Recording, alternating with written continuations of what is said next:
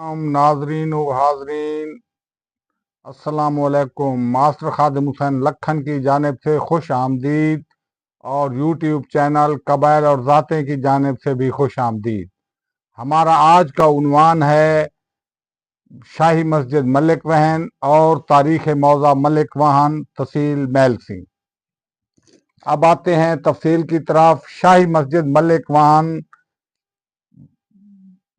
اورنگزیب عالمگیر بادشاہ نے 1606 عیسوی میں تعمیر کرائی تھی۔ نمبر 2، یہ مسجد مغل بادشاہ اورنگزیب عالمگیر نے اپنے وزیر خصوصی جناب سعد اللہ خان کی زیر نگرانی تعمیر کرائی تھی۔ سعد اللہ خان کا گھر جھنگ میں تھا اور وہ دہلی سے اسی راستے کے ذریعے جھنگ جایا کرتے تھے۔ نمبر 3، اس مسجد کے قریب ملک وہن کی بستی ہے جو ایک بار غرق ہو گئی تھی۔ نمبر 4، اب آتے ہیں ملک وہن کی تاریخ کی طرف۔ اس کا قدیم نام معلوم نہیں ہو سکا۔ اس موضع کو 1000 عیسوی میں قوم کھتری نے آباد کیا تھا۔ کبھی یہ موضع ریاست ملتان اور کبھی یہ موضع ریاست بہاولپور میں شامل رہا ہے۔ نمبر 5، غرق ہونے کے بعد 1700 عیسوی میں حاکم ملتان کی اجازت سے اسے دوبارہ آباد کیا اور اس کا نام ملک وہن رکھا۔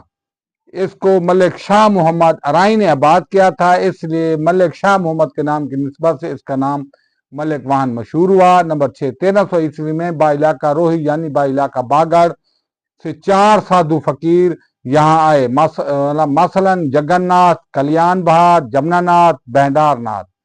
کلیان بہار ارائی وین چلے گئے، جمنا ناتھ دنیا پور چلے گئے، بہنڈار ناتھ کوٹ فرید چلے گئے اور جگن ناتھ ملک وہن میں ہی مقیم رہے۔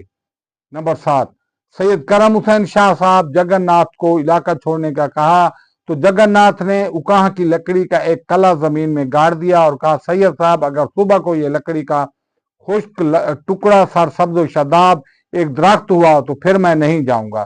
سید صاحب مان گئے، چنانچہ صبح کو وہ خشک لکڑی سر سبز درخت میں تبدیل ہو چکی تھی۔ سید صاحب خاموش ہو گئے اور جگن ناتھ ملک وہن میں ہی قیام پذیر رہے۔